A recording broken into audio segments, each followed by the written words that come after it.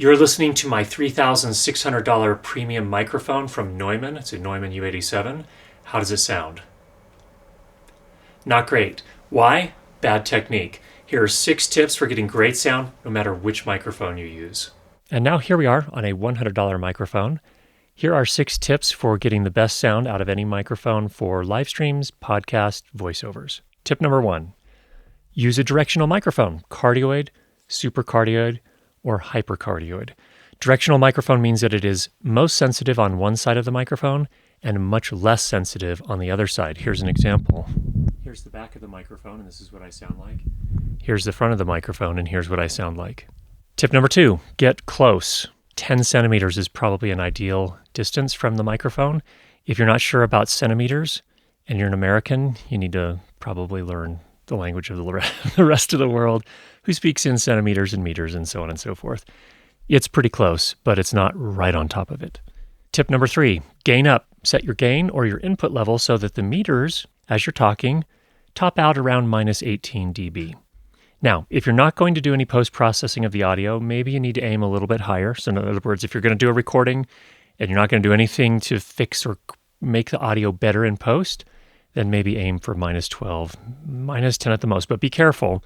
Anytime that meter gets up to 0 at the very top, it's going to start sounding distorted. So you don't want to get the audio up to the top where it hits that 0 dB mark. So leave a little bit of room. That's called headroom. Tip number 4, avoid plosives. What's a plosive? Peter Piper picked a peck of purple pickled peppers. When you pronounce words that have the letter P or B in them, sometimes other letters, you get a little puff of air that comes out of your mouth. If that hits right up against the microphone capsule, it creates that plosive, which is very annoying to listen to. You don't want to do that to your audience. So what can you do? Move the microphone off to the side just a little bit and aim it at your mouth, maybe off to the side 45 degrees. Still aim it at your mouth. That way when you're talking, any puffs of air go this way instead of right into the microphone capsule, and you avoid those plosives. Tip number 5, manage any noise that's in your room. Microphones are incredibly sensitive. They will pick up everything that's in your room, so manage it. What I mean by that, if you've got fans that don't need to be on, turn them off. If you've got anything in your room that's making any sort of noise that you don't need for the recording, turn it off just while you're doing the recording. You can turn it right back on right after.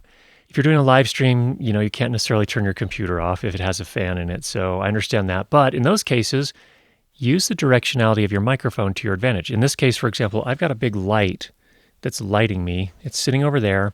It's bouncing light off of here and hitting me here. So that light has a fan in it. What I've done is I've positioned my microphone so that the back of my directional microphone is toward the fan. So it picks up a lot less of that.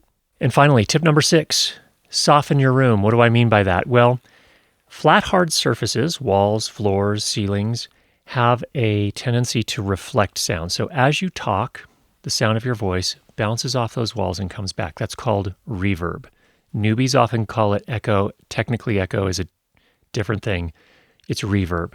Reverb gets back into the microphone, and it doesn't sound really great. So what can you do? You can soften up your room. And what I mean by that is use a blanket to cover large, flat, hard surfaces in as much as possible. For example, in this case, I've got a sound blanket sitting on this table in front of me, and that softens that table surface so that it absorbs some of that sound before it reflects back into the microphone. Also got another one over here. I got one over there. I realize, Curtis, I don't have sound blankets. No problem. Get any sort of blanket is good enough. It'll help. It won't probably help as much as a sound blanket, but it will help. And if you can't hang them in front of a big wall, get creative. You could get a ladder out, for example, and drape a blanket over that to help manage this. It just helps make your sound a little bit better. It's definitely worth the effort. It doesn't have to be permanent. You can take it down when you're done recording. Using as many of these techniques as you possibly can will improve your sound. Now, if you can't do all of them, do what you can, and anything you do among those 6 will help. This will help you get better sound for your live stream, for your podcast, for your voiceover. Get out there, make some great sound. We'll talk to you again soon.